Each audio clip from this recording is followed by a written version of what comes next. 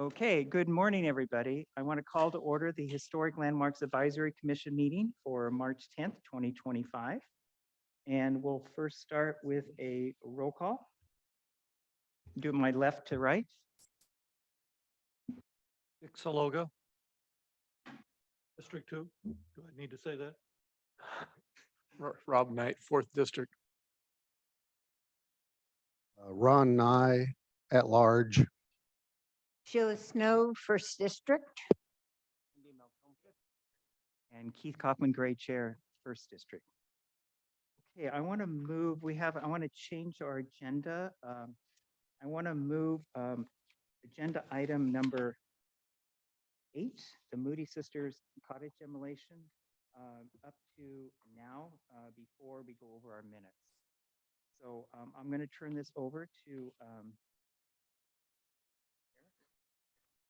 all in order.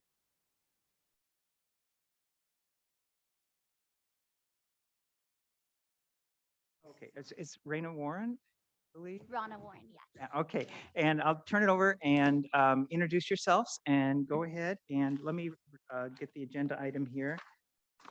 The agenda item is the County Historic Landmarks Advisory Commission, HLAC, will receive and may discuss an update on the resolution of litigation regarding the unpermitted demolition of historic landmark number 50, the Moody Sisters Cottage, which was previously located at 17 Middle Road in the Montecito Community Plan area. This is in the 1st Supervisorial District. Okay. Good morning, Chair and Commissioners. I'm Ronna Warren. I'm Senior Deputy County Counsel, and I was the attorney tasked with handling this litigation. As you know, this matter came before you a number of times in 2023. And then in, I believe it was December of 2023, you referred the matter to the Board of Supervisors and County Council to proceed with appropriate action. That occurred. You sent a letter in December of 2023, and then we began our negotiations with Ms. Corson to try and resolve this matter. We were not able to do so before we needed to file a complaint with the court. We were originally trying to avoid litigation so that we could resolve this as quickly as possible. When we weren't able to do so, we filed a complaint in July of 2024, July 1st, 2024, and we pursued Ms. Corson, Mr. Corson, and their LLC for violations of the county code and negligence per se. Thereafter, we continued negotiations because we always want to try and resolve things in a way that we can control. And ultimately, we were able to reach a settlement agreement. And it was signed in December of 2020. I'll go through some of the terms of the settlement now, and then if you have any questions, I would be happy to take them. So there's a total payment of $50,000 to be paid to either the Santa Barbara Trust for Historic Presentation or the Santa Barbara Historical Museum. It's going to be made in 2 installments. The first installment was already made January 2025 of $25,000, and the second installment of $25,000 will be due in December of this year. There's also a volunteer component required by Ms. Corson, which is 100 hours of volunteer work at a historical organization. To date, she has already performed work with the Santa Barbara Historical Museum and the Santa Barbara Genealogy Society. And then finally is a public apology by Ms. Corson before you today, and she is on Zoom and prepared to make that apology now if you guys are ready for that. Proceed? One Can you hear me? question. Oh. Is it equally divided between the trust and the museum? No, Ms. Corson and Mr. Corson can determine which of the two to provide the donation to. It can be all to one, it can be split among the two. It's at their discretion. Okay.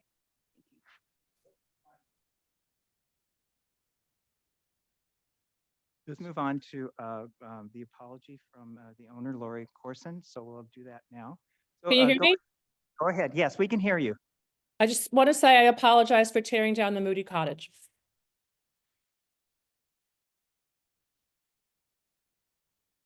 Hello? Thank you very much. Yep. Apology accepted. And then just so that we settlement are completed, then we will file a dismissal with the court. Until then, the court retains jurisdiction. Other question, in which courtroom is it assigned? That's a good question. It's in Santa Barbara, and I'm not sure if I have the exact courtroom. Let me see. I don't have that with me, but we can get it for you. Okay, well, let's first move to, for commissioners, if there's any ex parte on this matter before we move forward. Just want to make sure we have that out open. And then we will now move to questions to staff. So go ahead, and it looks like we have Dick Saluga, Commissioner Saluga. So during the negotiations, was there any discussion of potential reconstruction, restoration, or anything of that nature? Unfortunately, given the state of the law, that's not something that I'm sorry, Mr. do. So while it was discussed and our office was viable, it was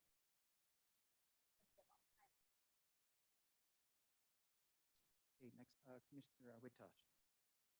Along the same lines, was it ever discussed to maybe get some photographs or some drawings of the house and have them on display or have them available to the public, some kind of a public record or archive of that or interpretive sign? I don't know that the owners want to have that on their property, but it seems like we've lost the record, and it would be in the public interest to see if it's possible to get a record.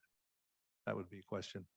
That wasn't contemplated during the settlement. However, planning and development may have some of those records related to her conditional, her CDP that she applied for. So it may be that the county is in possession with that, but I'm not positive.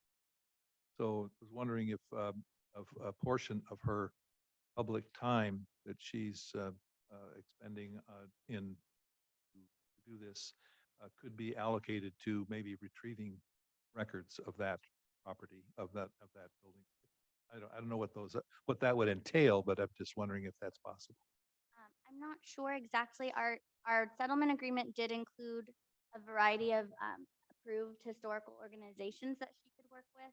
One is the Genealogy Society, but I don't know that that includes historical buildings. I Right. believe it's more applicable. But I think that we can check in with planning to see what documents they have, if anything separate and apart. That would be my question. I have one more comment. Okay, Commissioner Saluga. It, since this is kind of wiped out, but I guess if we have photographs to record what it used to be, and I guess it would remain in the list, I suggest there be a note that says this document was illegally destroyed. So separate from the settlement agreement, discuss planning and development to see what records that they do have of the building, and it would be separate from the litigation and separate from the settlement. Mr. Chairman. Commissioner Witosh. Is this the project in which the neighbor had contacted the family of Moody's, and that there was a niece or something that lived up in Oregon or That was a different Moody Different sister. That was a property. different property, but it was the Moody sisters.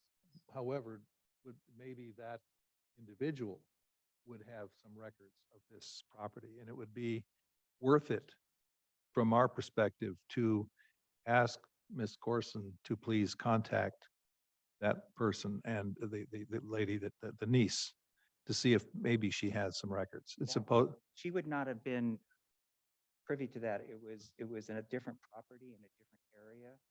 So she wouldn't know that person. I mean, that's something planning and development would probably know.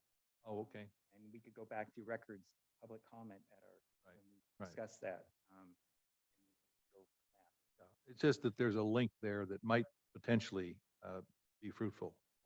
Yeah, No, I agree. okay. Okay, we're on commissioner questions still. Commissioner Nye. Could you go over again the three organizations that apparently have received some benefits? Yeah, so the two organizations that the donations can be made to are the Santa Barbara Trust for Right. Historic Preservation And- and then the Santa Barbara Historical Museum. Okay, and then there was some volunteer work, and that was three organizations, I think. I think it might be 6 or 7. I can Six. Oh, list them for you. I didn't list them yet, so I will. oh, okay. So there's the Santa Barbara Historical Museum, which she's started working with, the Santa Barbara Genealogy Society, which she's also started working with, and then there's the Santa Barbara Trust for Historic Preservation, the Santa Barbara Conservancy, Casa del Herrero, and the Pearl Chase Society.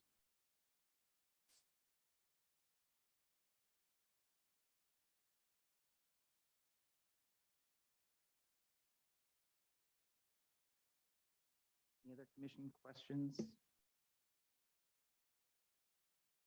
I just have a comment. Yeah, we'll get to comments. Thank you.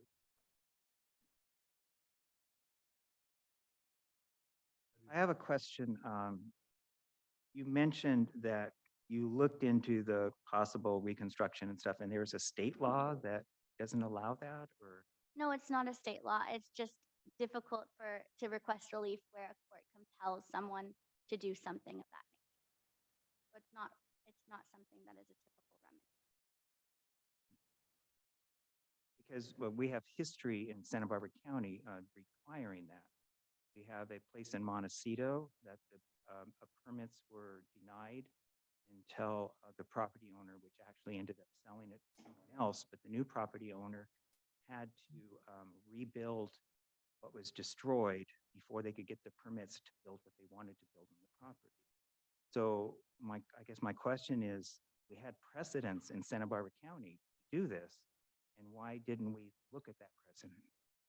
I believe that did not go to court, if I recall correctly. I think that was not litigated. Is that correct? It was, I think they settled, the new property owners settled, and they said, okay, we will rebuild this structure so that we can have our permits to build what we want to build. Yes, so I think it was because it was a resolution that was reached by the parties as opposed to a court mandated requirement. But you don't feel that you could have used that as a leverage?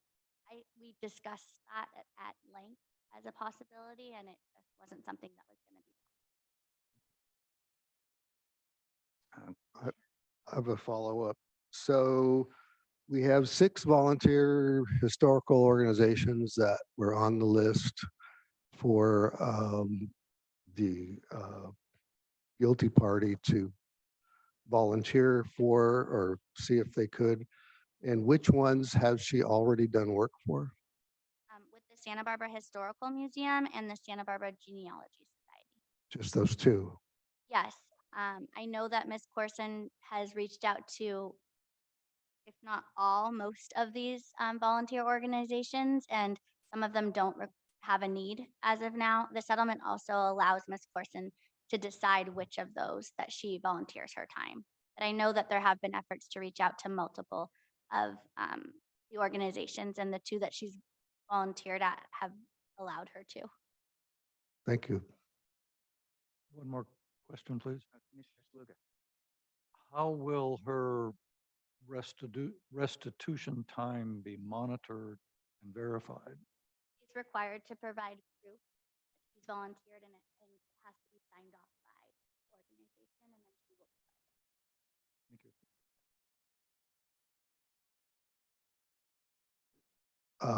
And how many hours was that? Did you? 100 hours. And she has 2 years to complete those 100 hours.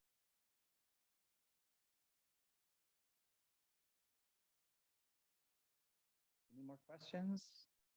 Let's see, we need to move, if there's any public comment, do we have any public comment on this agenda item? We have received no speaker slips, and we only have Lori in the attendees column. So hearing none, we finished the questions, we'll move on to comments from commissioners. This probably will be the last time we hear this coming to us, so this would be the time for us to voice our opinions on this matter. Whoever would like to start first, please let me know. I can start. Okay, Commissioner Nye. Um, Getting back to the issue of documenting what was there before it was demolished, there are photographs available for that purpose.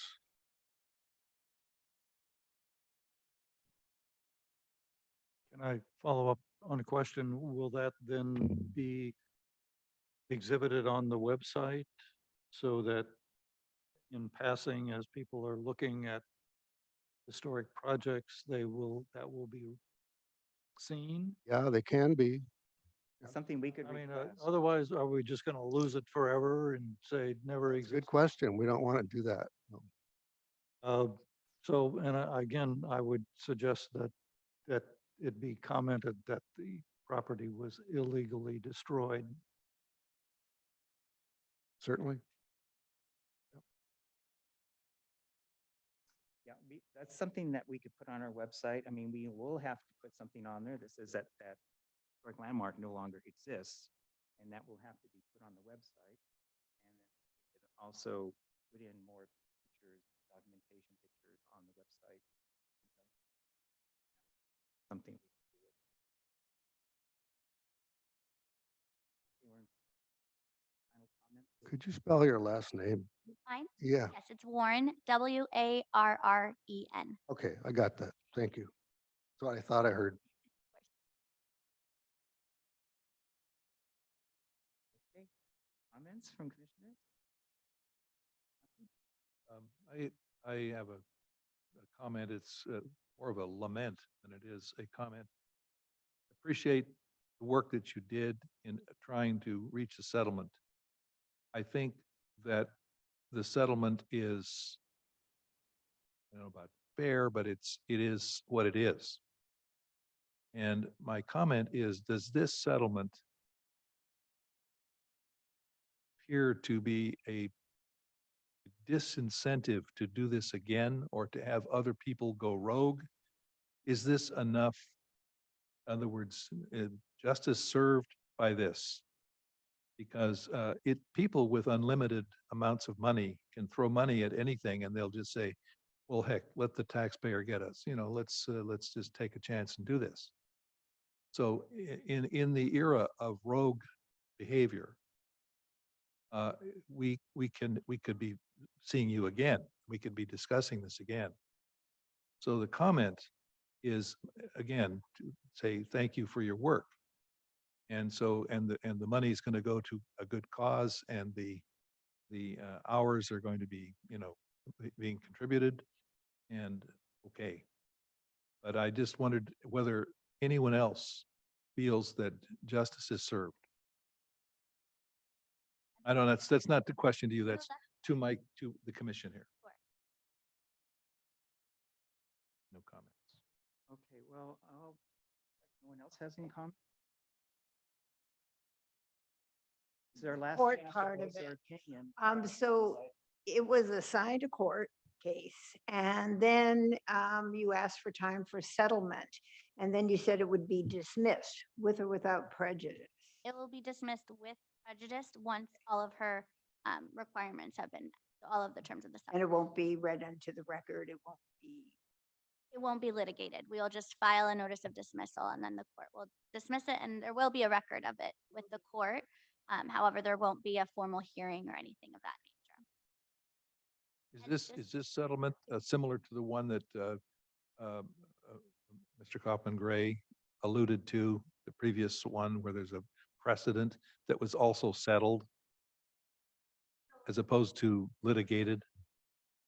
If I'm understanding your question correctly, so this doesn't set a precedent, nor does the other, in the sense of other cases can look to it and tell the court this is what occurred. Usually that's a case that's published before, there's a court determination and then it's a public decision and then you like cite it brief or whatnot. However, the settlement agreement will be a public document. And just very quickly with respect to your deterrent question, the volunteer hours were really thought for the purpose of return, because it's not just throwing money at a problem, it's actually volunteering your time. And we thought that the 100 hours was commitment. I would agree. Okay.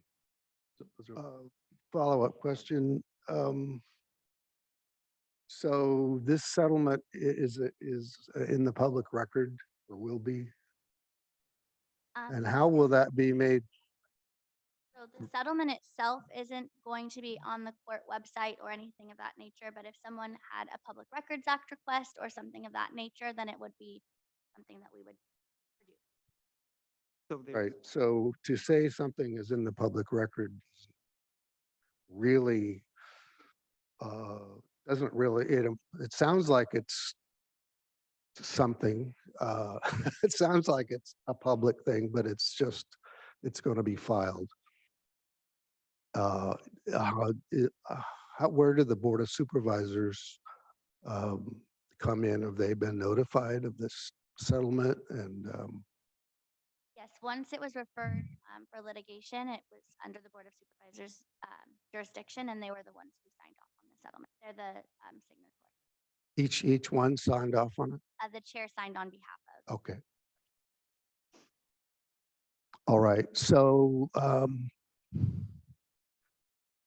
okay, well, I have some comments I can address to our group, but thank you. Thank you. Okay, well, I guess I'll do final comments. I don't know, I'm very disappointed in how this turned out. I'm going to go through some things. I think it is important that we have more documentation of the Moody Sisters Cottage. And I hope that we can move forward and try to get some of these pictures up on our website when you link to that cottage and describe that it was demolished. In our letter that we sent last year, when this all started, we requested that there was fines, that the fines would come to us so that we could use the money for preservation in the county of Santa Barbara.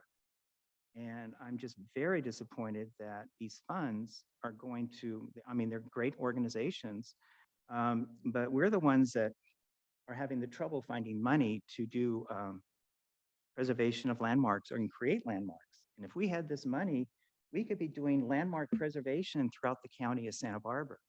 And this is what we requested in our letter. And obviously, it did not go that direction. I feel that, if you look in our bylaws, HLAC is in charge of all historic landmarks in the county of Santa Barbara. And once a landmark has been done, all problems come to us for discussion, which did happen. But this settlement was done without coming through us for comments. And I feel that it's violating our bylaws by doing that. It should have been, okay, this is what we're looking at. I know everything is hush hush. You have to be careful, so it can't be in the public. But just like the Board of Supervisors, it could be a closed door session with us that you could have explained to us, we're planning to do this, and get our opinions before you sign off with the Board of Supervisors. Because we are, like I say, I keep repeating that, in charge of county landmarks. So I'm very disappointed in how this turned out. I mean, it's already been done, so there's nothing we can do. And I still think we had precedent with what happened in the past with the landmark. It was a place of merit, landmark.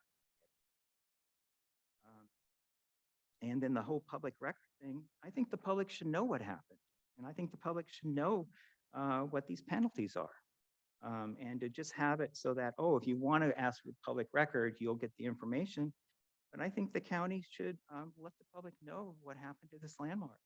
And it should be in a press release, be out there, get the press involved. Let them know that we had a landmark that was destroyed by a property owner that did not want that on their property. And this is what is done. But right now, no one knows that this happened unless they tune into this meeting and find out, because the Board of Supervisors is behind closed doors, so no one listening to the Board of Supervisors knows. So, just voicing my opinion on this because I know nothing could be done. But I guess we should just work on trying to get some pictures, more pictures of this landmark that's destroyed and get them up on our website. But I hope you understand our frustration here. And again, you look at chapter 18A, once a landmark has been designated, we're in charge of what happened. And we did that at the beginning. We sent a letter to the Board of Supervisors, given our different options we felt. One was to have it rebuilt. One was to pay for the whole cost of having it be built, whatever the value of that structure was. And then the third was giving money for historic preservation that the HLAC could use for making more landmarks or exhibits about the Moody sisters, because we realized there is no really historic documentation about the Moody sisters. And this money would have been perfect to do deep down dive, because the Santa Barbara County has a lot of Moody sisters, not a lot, but they have Moody sisters cottages throughout the county. So, you know, I guess that's my concluding remarks on this. But thank you for coming today. Thank you for both of you for giving that report. And we'll just move on. And I just don't see this as a big deterrent for someone to do it. Anyway, thank you so much. Thank you. Thank you, and I certainly agree with everything that Keith has said. It's hit the nail on the head. And one question for our attorney, our in-house attorney. Is there anything that would stop this commission from issuing a press release?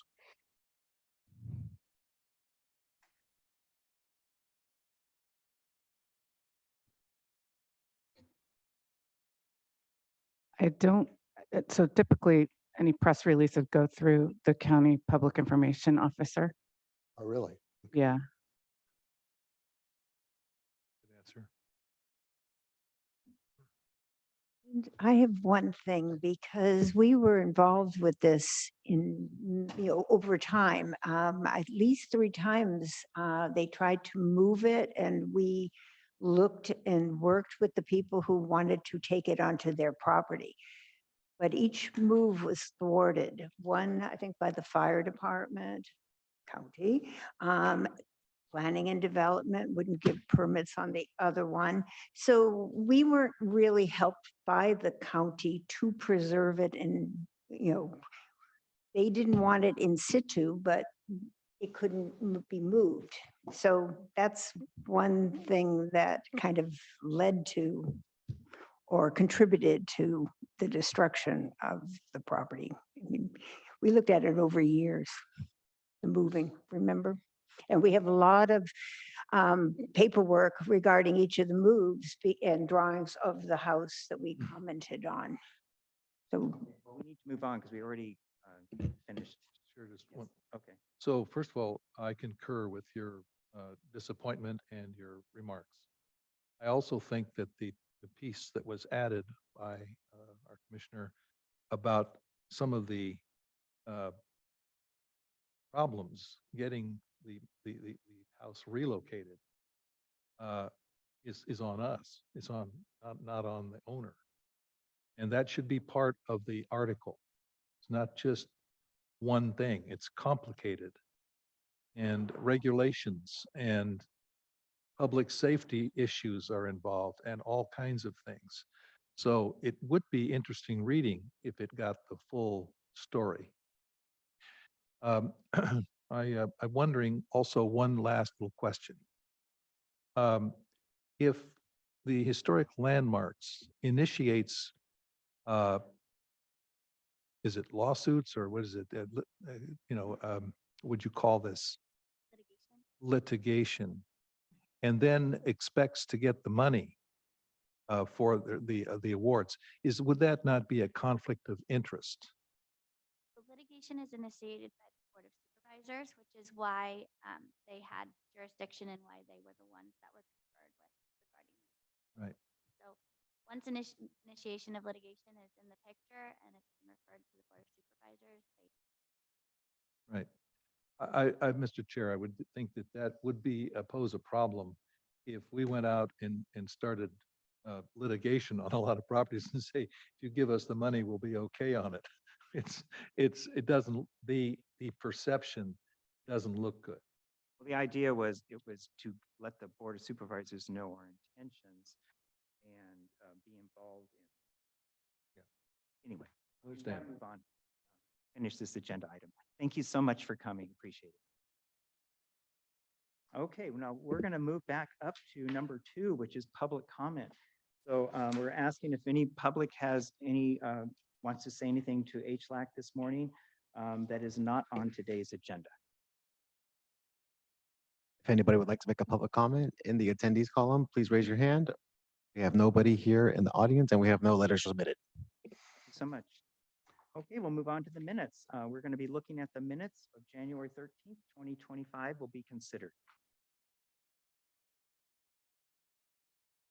Just a quick comment that this is like the 3rd iteration of these minutes. Commissioner Nye was able to look at them because I wanted him to go over his comments and I overlooked at them. So anyway, they have been changed a bit since the initial ones. And so if you have any comments on the minutes. I have additional comments, but I think they pretty much are 100% have to do with grammar and spelling. And I don't know if we need to go through each comma and semicolon here. I can give my notes to staff. Would that be all right, or do we want to? Yeah, that's fine. If that's perfectly appropriate, I can do that. I can do that. Yeah.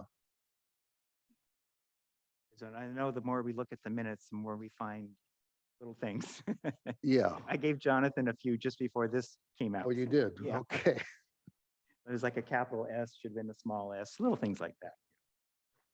So any comments on the minutes? Anyone wants to move to accept the minutes?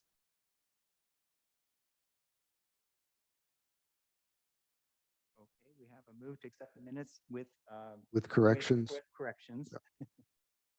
I'll second that. A second. All in favor, accept the minutes, say aye. Aye. Opposed?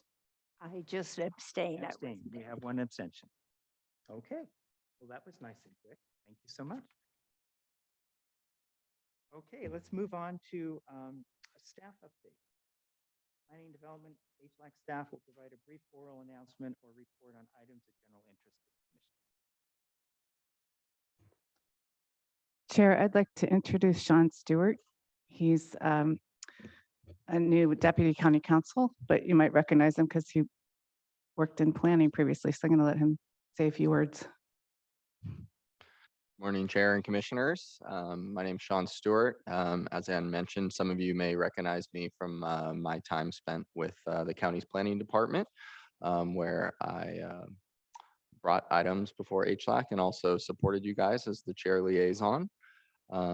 I've worked throughout our county and city as a planner and starting a new chapter as a deputy county counsel with the county here, and looking forward to supporting your commission.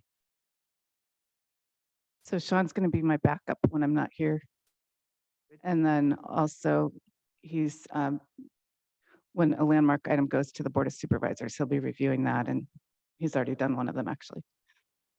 When you get your actual time off, you can actually step in then. Huh? Yes. Wonderful. Well, welcome aboard. We appreciate you. Thank you so much. Counselor, I didn't quite get the last part of what you said about Mr. Stewart's work. The microphone is pretty muddled there. Sorry. So when a landmark item goes to the Board of Supervisors, then Sean will be reviewing that and sitting at the meeting when it goes forward. Yeah. Great. Can I ask a quick question?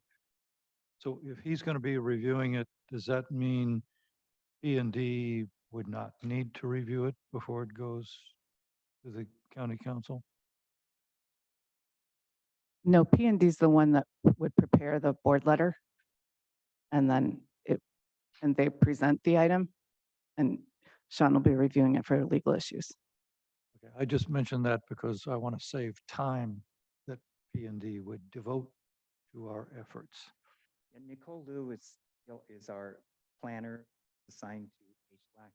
So she will still be doing that with her assistant.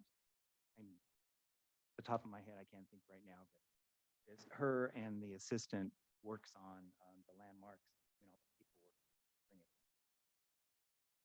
So we still need a lawyer to look at, make sure it's all okay. Okay, great, thank you. And I think, Jonathan, you have a staff update? Yes, over the weekend, we got documentation from the Alamo Pintado Creek Bridge. They gave us a historic booklet and more historical information, historic report on the Alamo Pintado Bridge, which is on your guys' dais right now, part of the materials packet. She had an invite to speak, but I don't see her online, but I can put the documentation on the screen for us here. And it's looks like the Department of Transportation made a historic report for the Alamo Pintado Creek Bridge.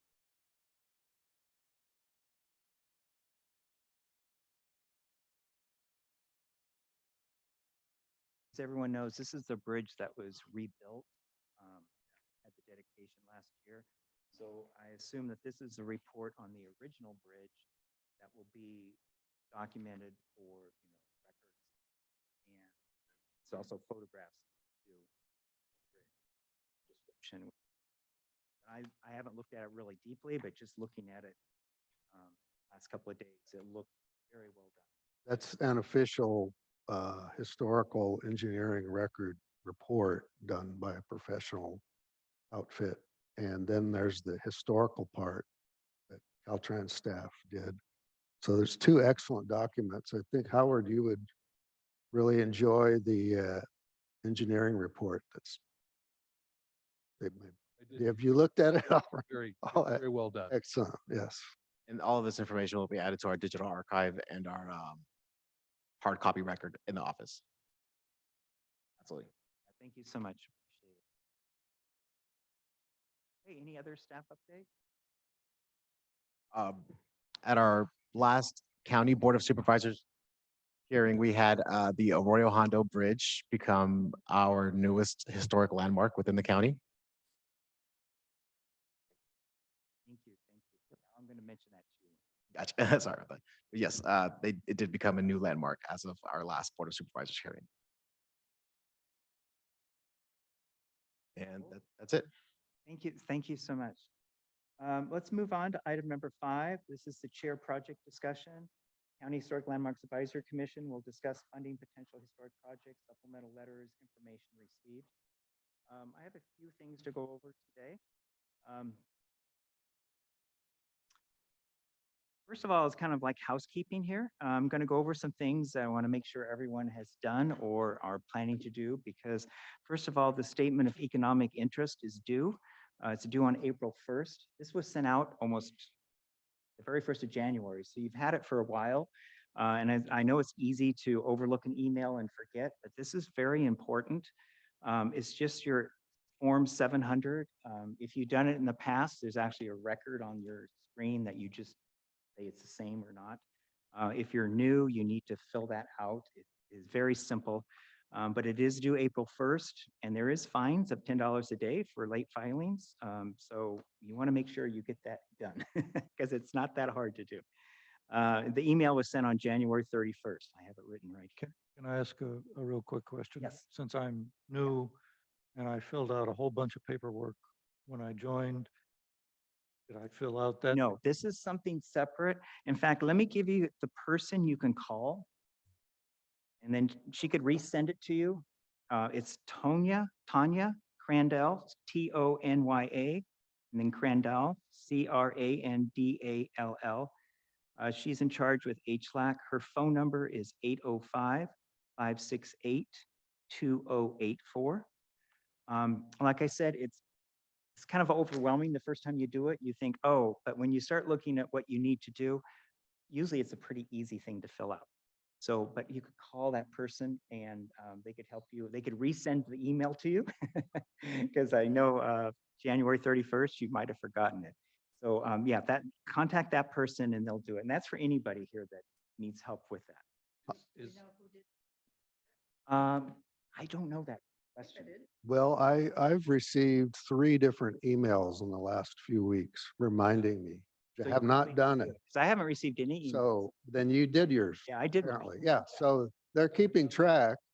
And it's like he said, like the commissioner says, it seems complicated, but it's not. It's checking boxes. Most of us don't have things. It's that- conflict of interest is what it is. if I want to see if I received an email, who sent it? Well, it was sent on January 31st. So if you have a way going through your yeah, But just in case, who would have sent it? it might have been the person I just said, because this was on, It's not I- FPPC or whatever. Fair political practice. no.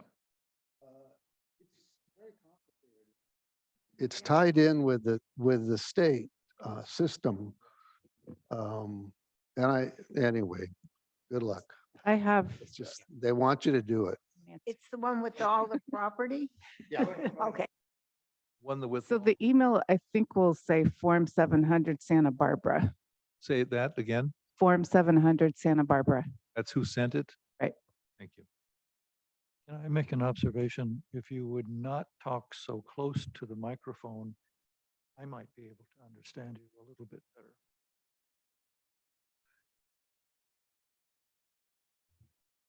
I'm just wondering if the $10 daily fine comes back to HLAC. We could fund ourselves by being tardy. We were looking at our budget, right? Okay, so can we move on?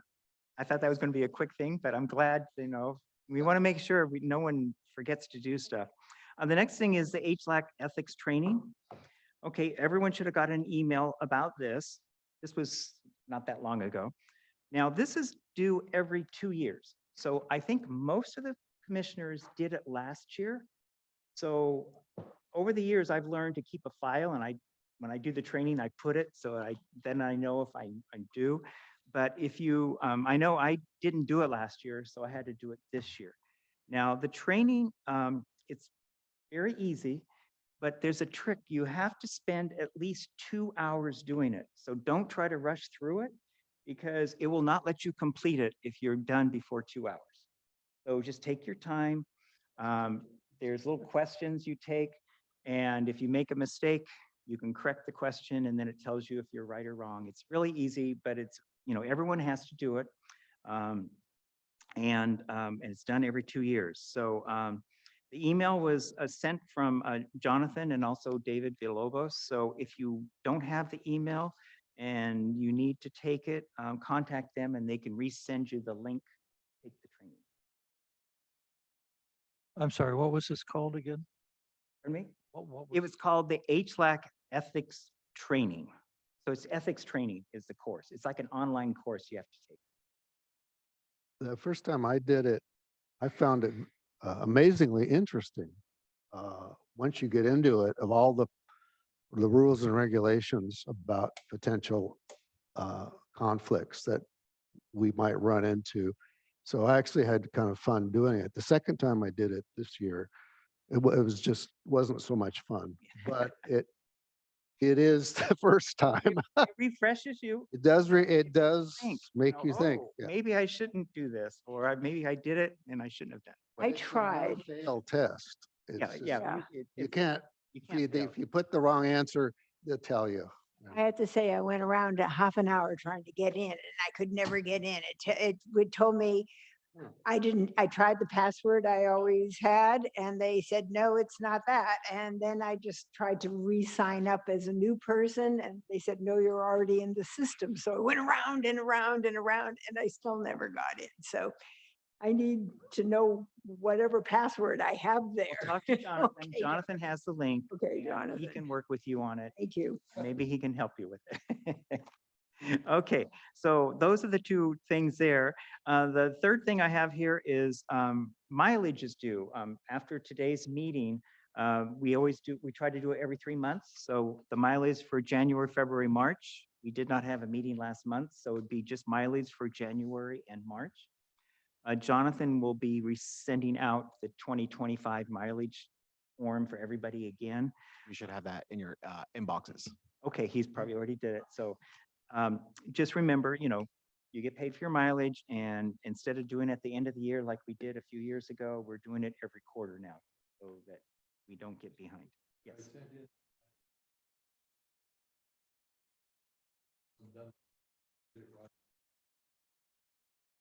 Contact Jonathan, I guess. He can maybe check. I can it double for you. check with our staff that processes the mileage forms and see if yours got in there.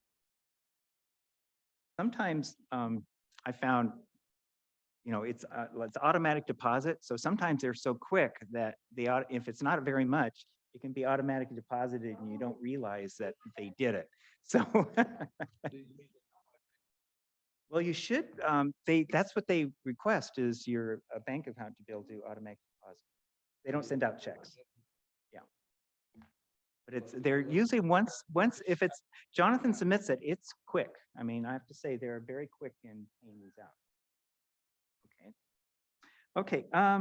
Okay, the next thing on chair project discussion is the Arroyo Hondo Bridge designation, which Jonathan mentioned. It was last Tuesday, March 4th. I was present, it was here in Santa Barbara, and the vote was 5-0 in favor of it. It was a very positive. There was a couple of questions that were asked, and it was just one I thought was actually very good question from Supervisor Nelson. He asked who is responsible for upkeep. He wasn't sure if the county would be, if there was some problem with it. And, it is owned by Caltrans, so Caltrans is in charge of it. And so if there's any problem, we know Caltrans is very good. They come to us with any issues. So I explained to him, after I did public comment, and he had asked the question before, I answered him from the dais, and then we had a little dialogue. And I just said that, they're very good at coming to us. And if there is an issue, they would come to us, and then we would go from there. Yes.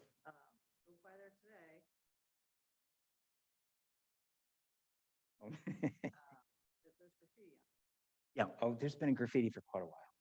Yeah, it's that would be actually Caltrans, and unfortunately, it's a non-usable bridge, so I think that is one of the lowest things on their priority. So it's something that maybe the public could come together and do a nonprofit sort of thing to do that, but I think we're just gonna have to live with that because they're in more charge of structural and problems and stuff like that. I mean, we could let them know, if they're there because they're the new Vista Point. I'm sure they're going to be graffiti problem on the Vista Point, and maybe they could do both at the same time. I'm wondering, they did Alamo Pintado so well, I would think that would be sort of the same.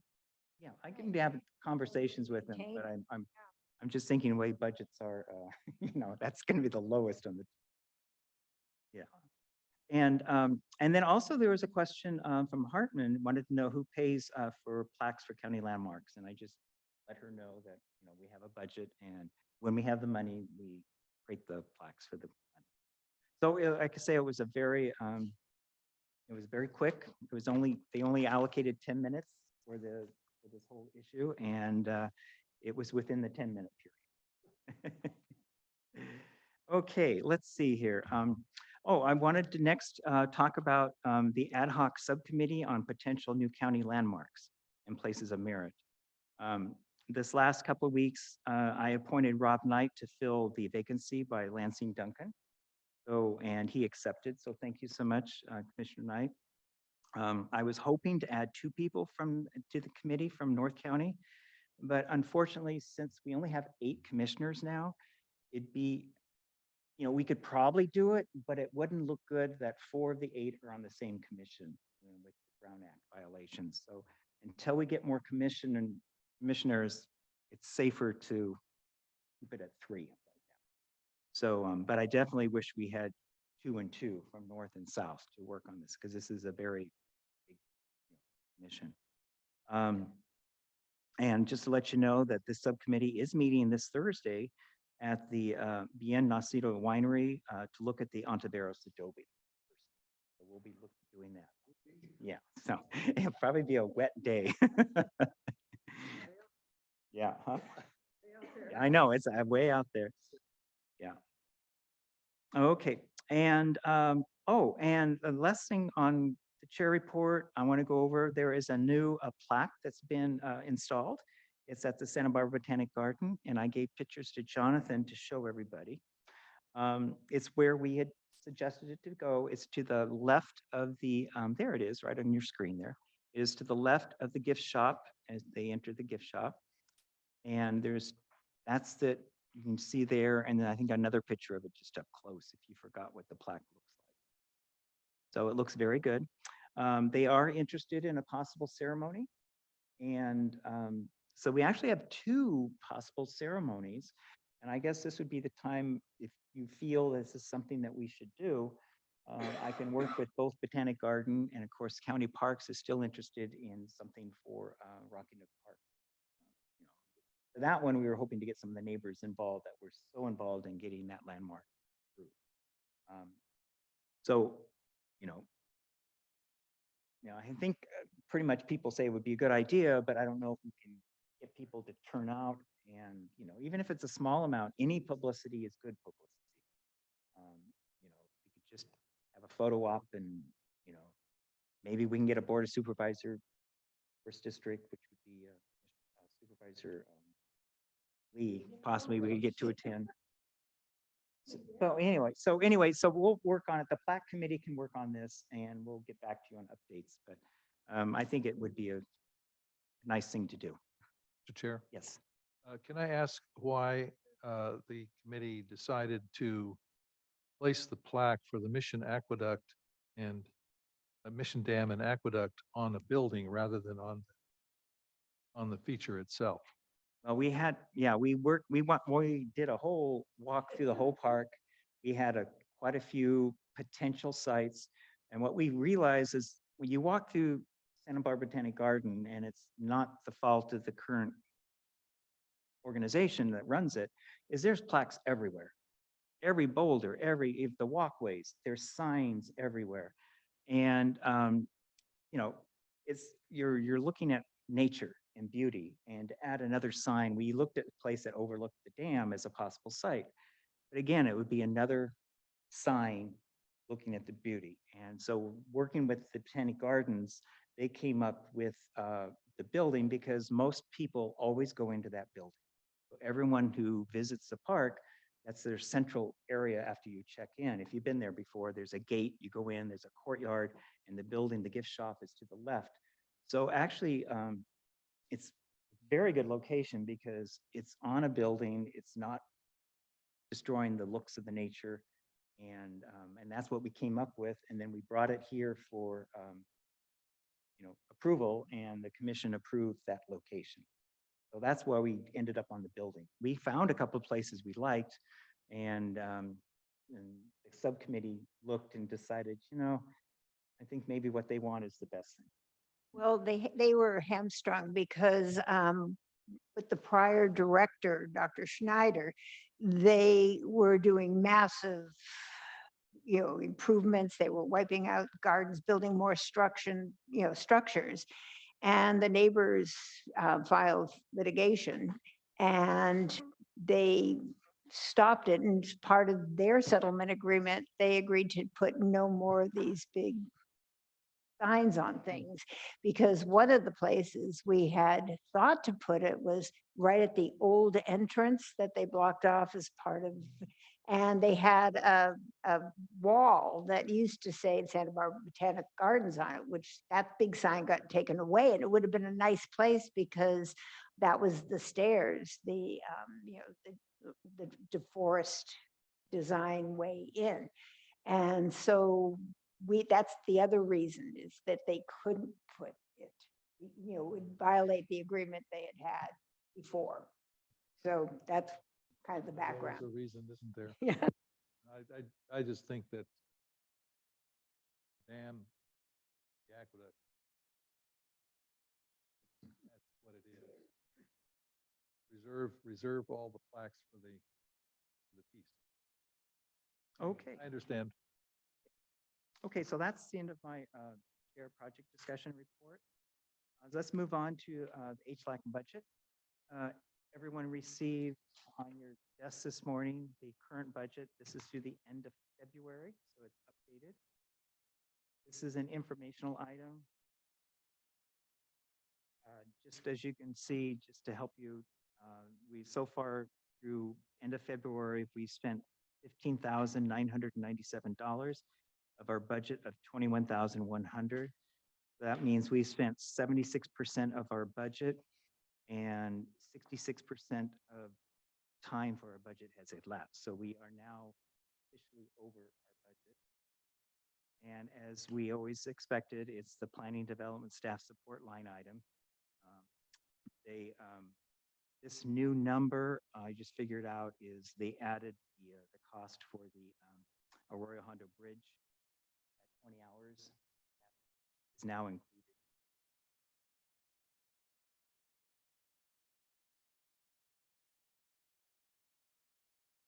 We will be discussing more on budget on our agenda item. Any questions on the figures in front of you? You go to June 30th or June, yeah, June 1st, because July 1st is the new. it's 3 months? 3.5 months? Yeah, 3 months. And we don't really have any, there's no more landmarks, pipeline, cost, expenditure, so. Who paid for the litigation? We pay for that? No. All,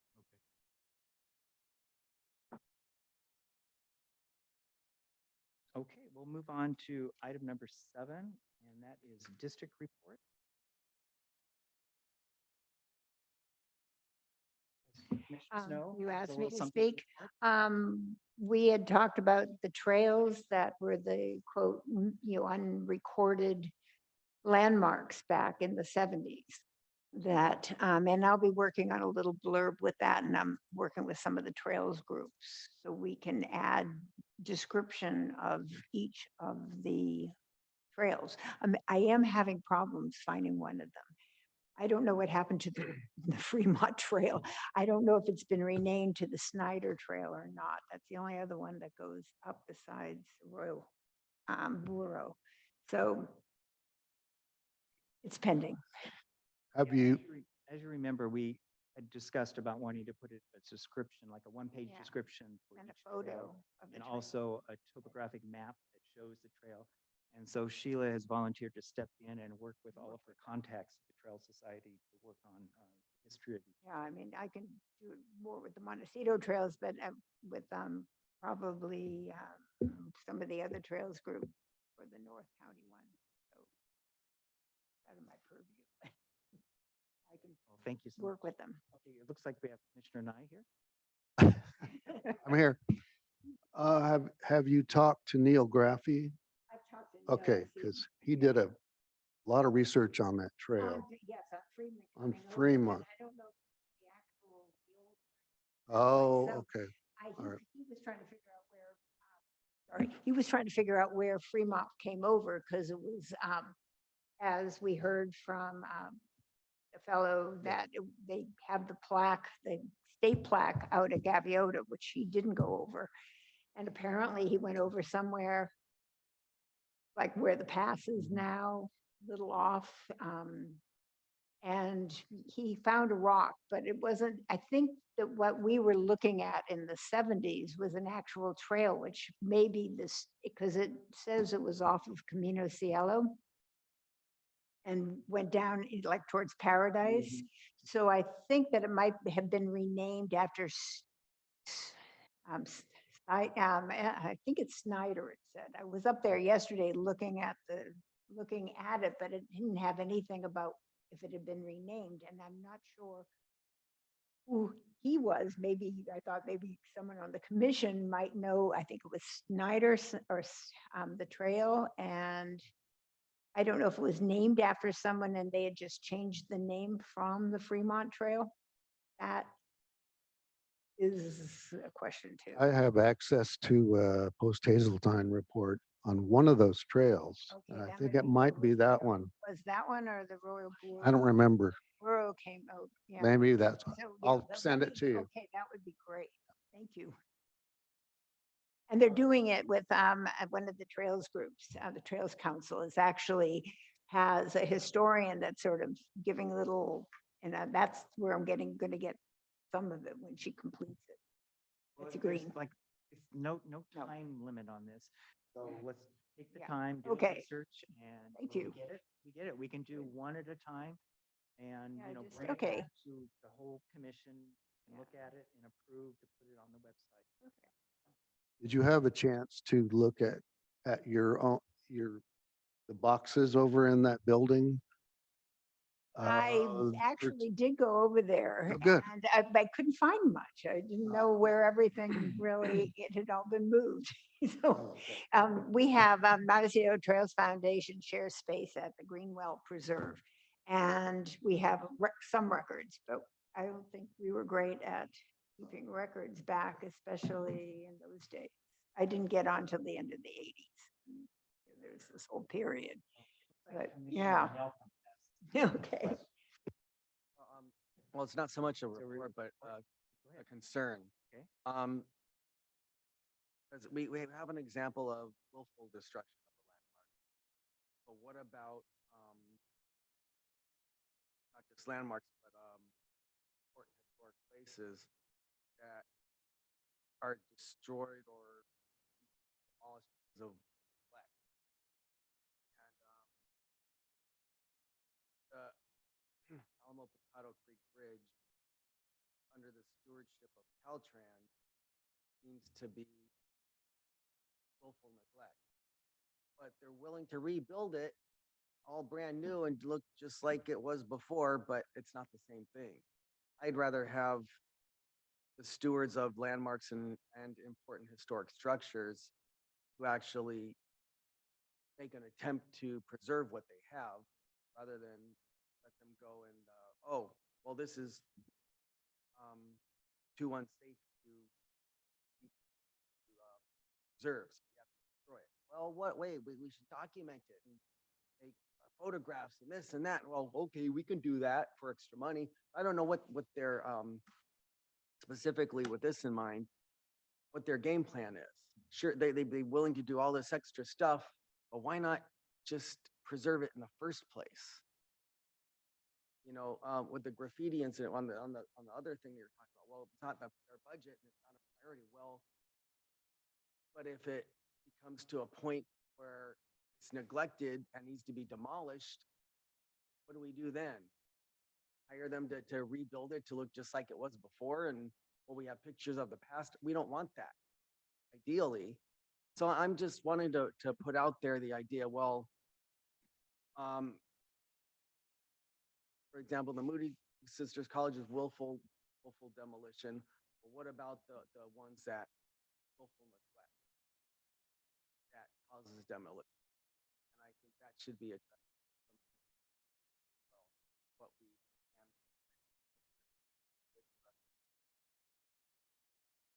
put any type of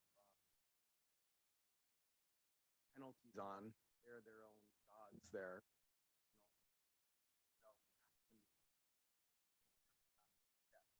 But still, we need to address the situation.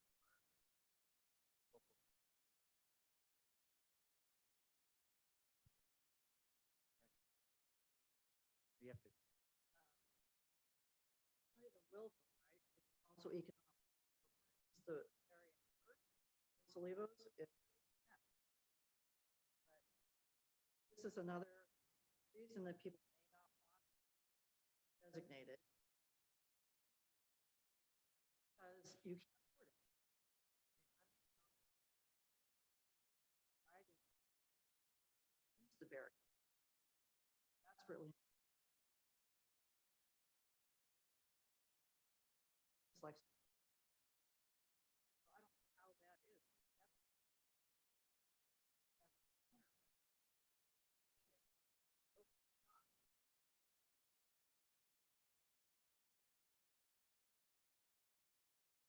Well, you may, I don't know if you were here on this commission when we worked with the owners of the Berrien Church to assist them in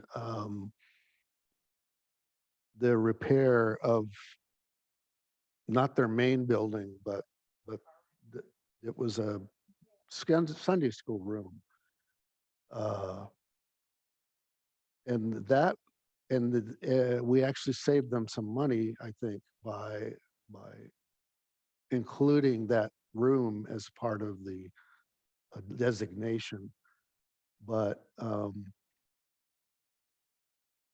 so your thought is that because it's listed, it's a problem for them to. Hmm. Yeah.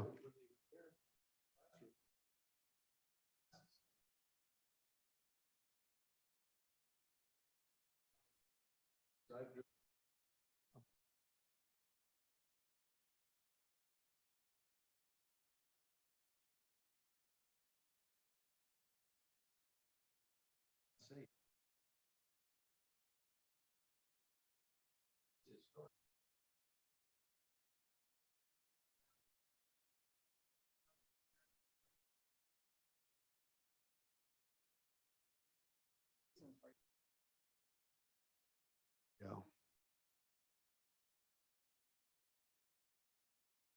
Yeah.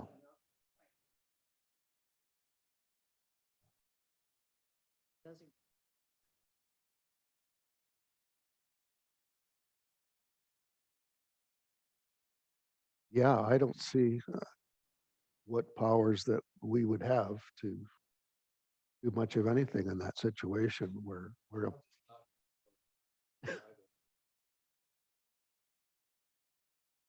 Okay, let's move on. District reports, we're still on district reports. Any more district reports? I have two brief, I'll make these brief. Something that's happening, I think we can anticipate happening a lot now is a homeowner on Torno Road. You don't listen to this.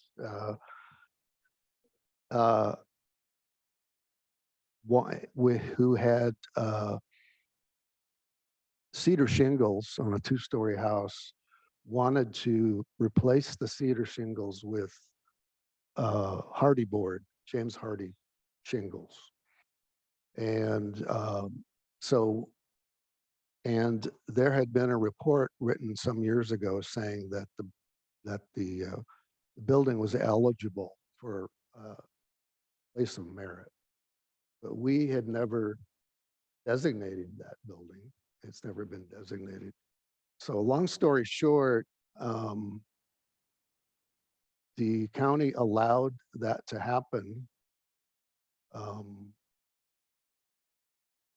I probably shouldn't talk about it much because I wrote the report. But the point of all this is that I thought it was a doable project, and the fire hazard now is off the charts as far as preserving homes, historic or not. It's sort of something that came up when that church came in here wanting to redo the roof 2 or 3 months ago. And it was a very difficult issue because you have a conflict between preservation and fire safety. And with the fires down in LA, I foresee a pretty big problem with historic properties because the owners naturally and rightly so want to protect their properties. So anyway, that permit was approved. It didn't come here, which is par for the course now.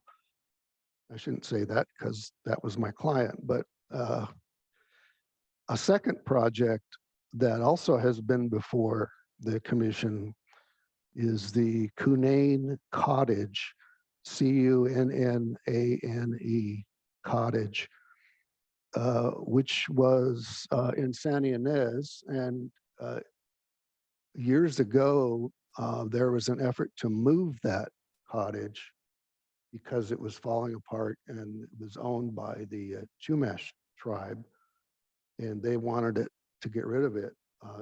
It's just at the east side, sitting out in a field, falling apart, east side of Santa Ynez. So this commission approved moving that building, and that was something like 2007. Well, it's finally now happening, and the owner's plan was to move the building to Los Alamos and refurbish it and so on and so forth. And what they found when they got into the structure and they had to get a asbestos report and so on, is that there because it had been built about 1888, there was no real structural fiber in the building, and it was impossible to move safely. So what they decided to do was to take it apart meticulously, saving all the materials, all the original windows that are left, and all the original siding and any bits of ornamentation, and very carefully put it all in a truck, and have since completed that disassembly and are now putting it back together and restoring all of the original features, such as the windows and whatnot, in Los Alamos. And they intend to come before us to be designated as a place of merit when that is finished. So, I mean, this is a success story in preservation, if there ever was one. And they're also have hired a consultant to apply to the state historic register for inclusion on that. So anyway, I didn't mean to say so much about those, but that's where that is. Nice to have a positive story. After all the stuff we've heard. Thank I'm you so sorry, much for that. could you get the spelling on the church that was mentioned in the first part? Gotcha. Okay, well, let's move on to our standard agenda. We'll move to the last item on our agenda, which is the 2025-2026 HLAC budget. The chair will provide an update on discussions regarding the 2025-2026 HLAC budget for further discussions by HLAC. As you know, this has been an ongoing discussion, and I was going to do this originally on chair report, and I realized that in order for commissions to make comments and stuff, that we should make this an agenda item. So I made this an agenda item so that we can ask questions. First of all, this discussion is based around, I had a meeting with the head of planning development, Lisa Plowman, on Monday, February 26th, concerning the 2025-2026 budget. This was a follow-up meeting. And so before I get started, I'm just going to go over, because it's an ongoing discussion, so I'm just going to go over what we discussed, and then commissioners can make comments after it, because there's no conclusions been made. It's just discussions that we had at our meeting. But before we get started, I think it's very important that we do ex parte conversations, because I think there's been a lot going on. So we're going over the 2025-2026 budget. So I have ex partes here I want to share with everybody, but I think anybody else that's had any conversations with anybody concerning the budget, now would be the time to mention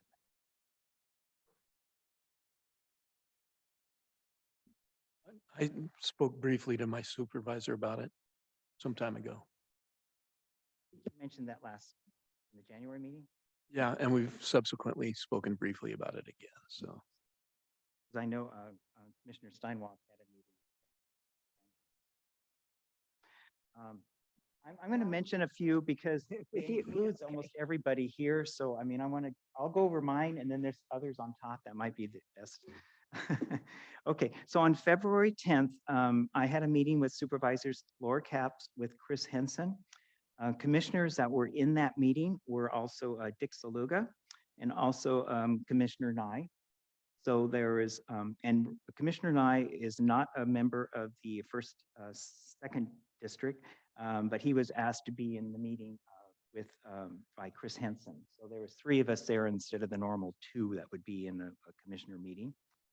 And the meeting was all about discussing the 2025-2026 budget and our concerns. I think it was a very positive meeting. The list that we had approved, not really approved, but the discussion points that we did at our meeting in January, we went over those line items, I guess you would call it, and gave them that for their, after the meeting so they could look at it at their leisure afterwards of all the points that we had talked about our budget. So that was a meeting that we had. And then in February 24th, I had a meeting with Supervisor Lee with Commissioner Sheila Snow. And so the 3 of us had another very positive meeting. We talked about the budget, our concerns, and we also gave him our talking points that we had here at this meeting. So those are the 2 meetings I had with supervisors about the budget. So like I said, the meeting with Supervisor Lee was on Monday. Well, it was the following, it was on Wednesday. So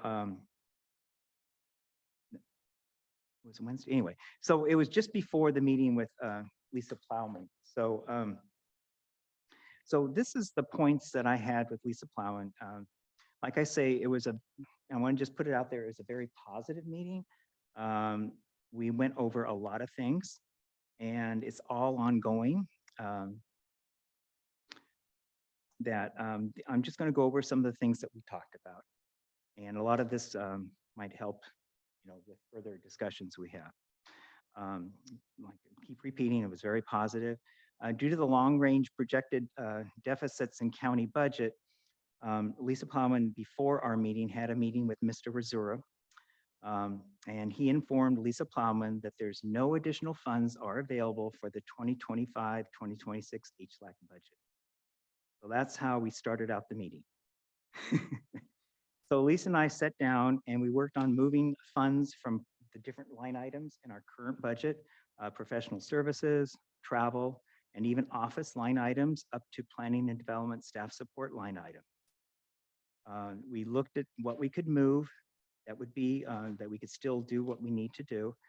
And it came out that we could probably only do 2 landmarks per year for the cost of bringing it to the Board of Supervisors if we did that shift. And as you know, we felt that we could do 4 landmarks a year if we were funded properly, without being rushed, because it does take a while to do each landmark.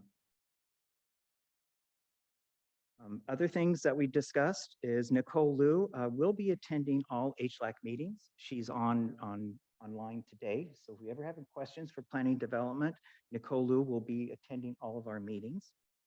Nicole Liu is a senior planner. Senior planners do not charge for work done, so her attendance will not affect our planning development staff support line item of our budget. So this was something new to me. And so when we look at our budget, by her attending our meetings, it will not be charged to our budget, just as when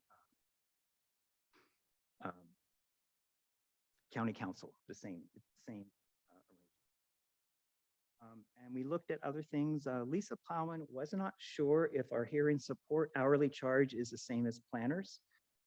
We had talked about this before, so she's looking into that to see if the rate of our hearing support person is being charged to us is the same as a planner. Lisa seems open to bringing some projects back to HLAC for review when a historic report is required for a project, and that report indicates the property is eligible for County of Santa Barbara landmark status. And of course, that is what we've done. She is open to going back to what we did in the past. We also discussed the need to increase incentives for property owners to have them want landmark designation or place of historic merit. We went over incentives that were in the agenda for the 2011 Board of Supervisors meeting. I think everyone got a copy of that, listed all the potential incentives back in 2011. That was done in front of the Board of Supervisors. Lisa, she's going to look into the minutes for that meeting to see what the supervisors said during the meeting and why there was no progress to adding incentives. And of course, one of those main incentives, which we discussed in detail, was the meal reserve project. So as you can see, we went through a lot of different things in our meeting. It's all work in progress. April, I found out, is when discussions are starting to go with the Board of Supervisors. And so that is really my report, but I just wanted everyone to know and what is going on behind the scenes.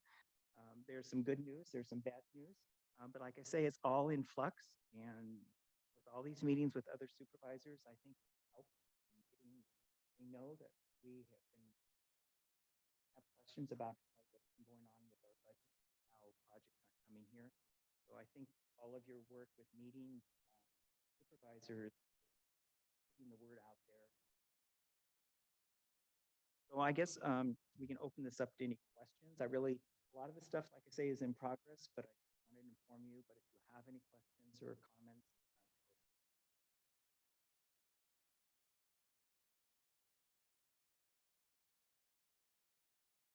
Yes. All right, Mr. Sluga. So we're rationalizing to do 4 projects a year, is that right? Well, we kind of looked at how long it takes to do a project, how many hours are involved. That's primarily Kind of how we got the budget numbers was, professional yeah, was oriented trying to, how many, it's, thing. as you really- know, it's, That has nothing to do really seriously with the P and D staff. I mean, our primary issue is the P and D staff chart. well, that's because we weren't charged before Oh, I know. when it goes to the Board of Supervisors. And now we have these charges, when we approved Royal Hondo Bridge, it used to be no charge to get it to the Board of Supervisors. Now we're paying that, which we calculated at $5,850 for 20 hours. And so that's how we came up with our proposed budget is we figured we could do, the subcommittee said, well, we could do probably comfortably 4 landmarks a year. And that 5,004, times 4 would come to X amount of dollars. And that's how we came to that budget. What I'm having a little difficulty comprehending is what takes P and D so long per project? I mean, we give them information that we want presented to the council, right? And what are they doing to generate so many hours to pass along that information to the council? There is a lot of things behind the scenes. You have to go to the clerk of the board, you agendize it. It's not just picking a date, you have to have time before to agendize it for the following meeting, and that takes hours to do that. They also have to draft a new resolution that's going to be signed by the Board of Supervisors because it's different than our resolution that we approve. And it's usually the same thing, but it still has to be redone, and that takes time for them to do it. And so there is a lot in that 20 hours that they do. This is almost enough to make me a Republican. So we can get rid of some of the bureaucracy. Well, there's a lot, like I say, there's other discussions behind the scenes, which I can't say anything now that we're trying to work on some of these issues.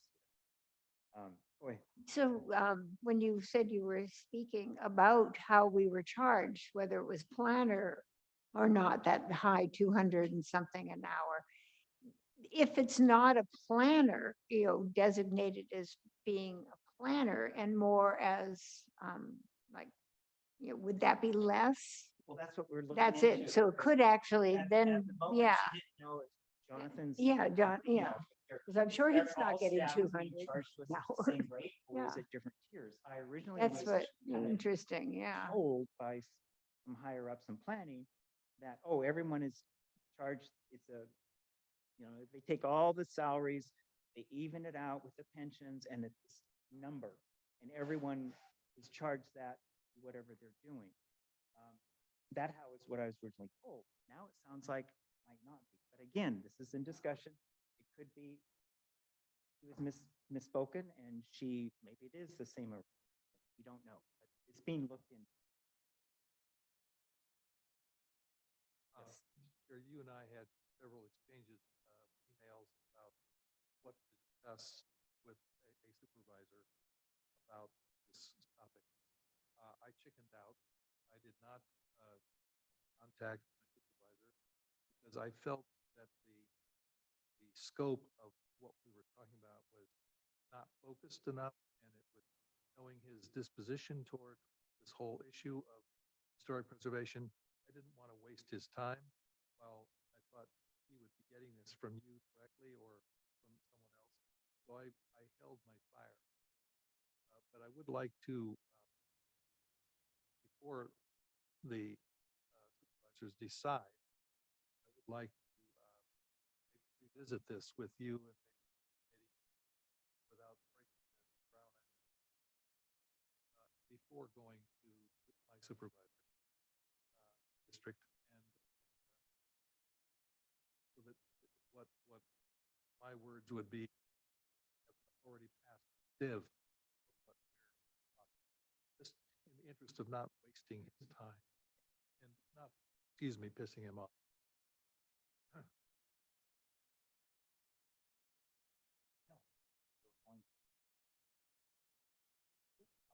Send it again, and then, 'cause I know that was one of the issues that what we had was too long. Any other questions on my meeting?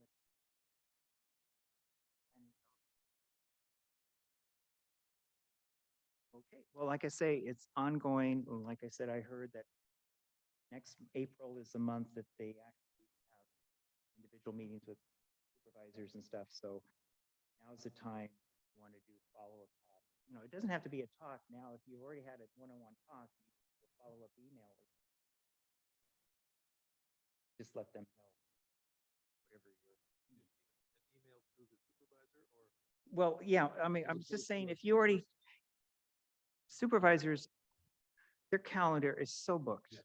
And they have so many people coming at them, especially probably now with the budget coming, that if you already took the time, they already took the time to give you an hour of their time on a one-on-one. Don't try to make another one-on-one. Just do an email conversation with them.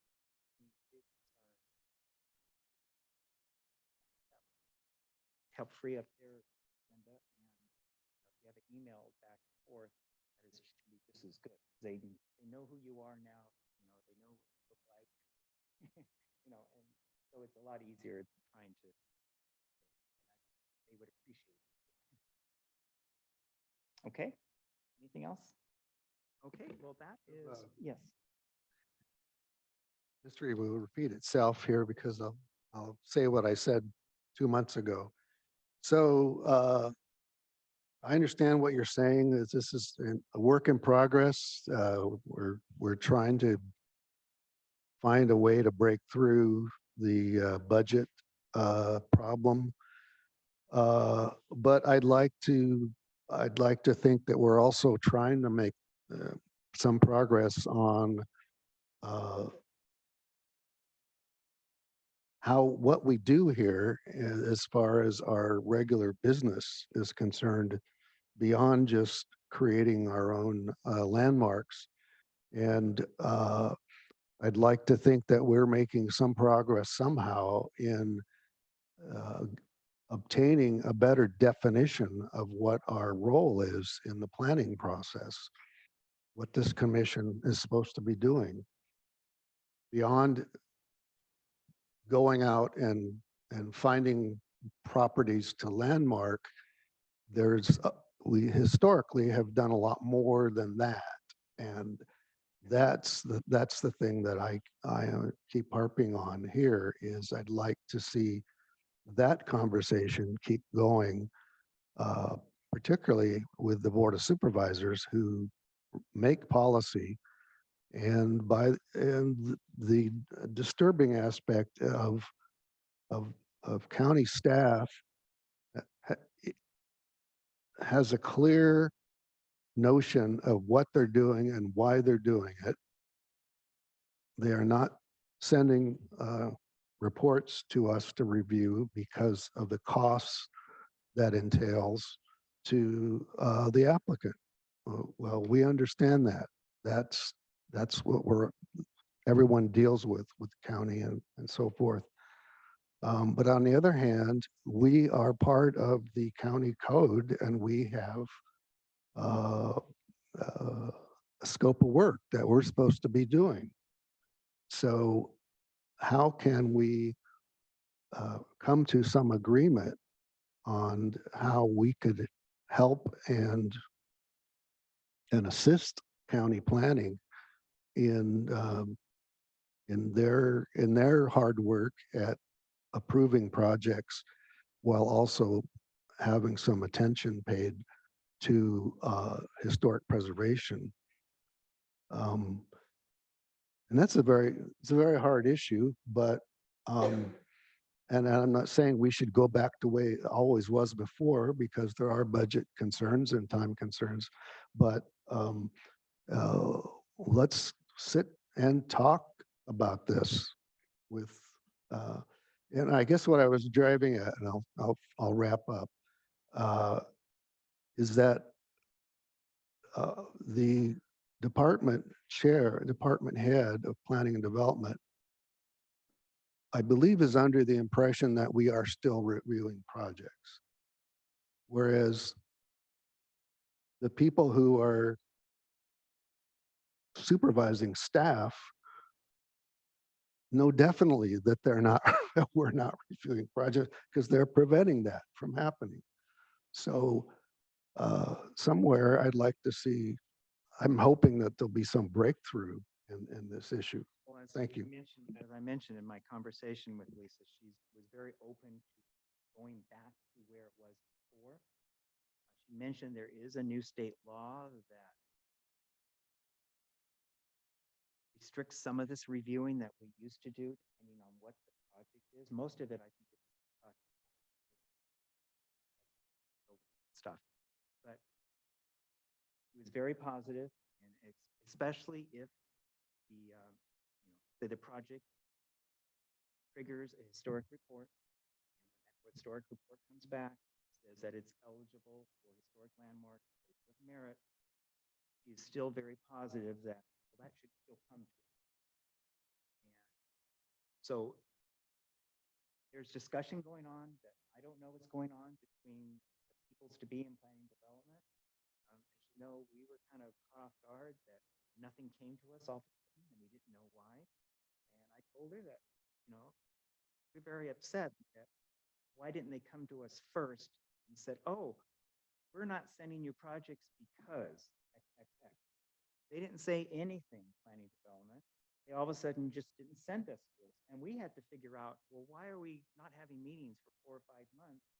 Because nothing's coming to us. And we had to make that inquiry. And then they told us why. I just said, we're very upset about that. And so she's aware of what's going on, trying to do it and seem positive. Like I said, nothing's been set in stone, that they are coming back to us. But I feel the discussion is going that direction. So before, okay, one last comment before we, So I would just add that, you know, this year's, this, I mean, next year's historic landmarks list is greater than this year's historic landmarks. Because time is passing. And with each year, certain projects become eligible and a certain number of those eligible projects actually could become designated. If there is no one looking at that, if there's no acknowledgement or recognition of the time passing element, we could be 10 years behind before we wake up and realize that we're, to look at. So I remember that we started off with 4 projects, 4 designations per year. And so now that's been reduced to 2 projects per year, if it's possible, because of the price tag. Okay. But I want to make sure that, for example, with each passing year, that we don't get 25 eligibles and 5 possible designations. We're only able to do 2 a year. So I would just add that to the well, just so you stew. know, part of the equation is we didn't used to do our own landmarks. Property owners would come to us with the land, they want to do it. We'd show them the form. It's on our website. They would either have a historian do it or they try to do it themselves, Rockiness Park themselves. And then they would bring it forward. We'd prove it and would go on to the Board of Supervisors. Because of now charging between HLAC to the Board of Supervisors, there's still possibility someone might want to do it. But having to pay $6,000, almost $6,000, I don't think we're going to get property owners who will do it when the incentives, there's no Mills Act, there's not a lot of incentives for people to do that. So it's like a catch-22. We're kind of doing this on our own because we know property owners aren't going to do it anymore because of the cost. And so we're switching now. If we can go back the other way, if we have a Mills Act, we have a little larger budget, Mills Act would change everything. Property owners would want to have designation so they could have a 50% property tax. And almost every county in California has it. Go on the websites, you'll see it. Cities, Santa Barbara has it. San Luis Obispo. Wow, it was an eye-opener. Just Google San Luis Obispo historic landmarks. It's amazing what they have because they have the Mills Act. So it's the city of San Luis, but not the Not county. I did not see anything on county as far as the county. City. Anyway, we could go on, but let's adjourn this meeting. Yes. One Russ, thing. okay. So I have friends, we have lunches and breakfast together and so forth, and they all talk about the project next to the mission. So this is not in our jurisdiction technically, is that correct? That's the city of Santa Barbara. So the mission is in the city, or is that the mission a state? Well, the boundary for the city is right in that area, but the city I know is handling that project. So obviously that It is. parcel is in the They city. are handling. I'm just wondering if there's a possibility because it's adjacent to, or because the mission itself is state historic landmark. It happens to be within the boundary of the city.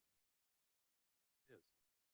But if we could somehow venture a position or an opinion, what's going on. That's not, I'm not going to get an Yeah. answer to. It's a city property, so we pretty much just concerned about county. And I think Good there's a lot answer. of city people that are very concerned about that project. So it's definitely not something that's gonna happen overnight. Yeah. Okay, so our next meeting is April 14th, 2025, 10 o'clock, and it will be in the same room we're in today, the Planning Commission hearing room. And I adjourn this meeting. Thank you.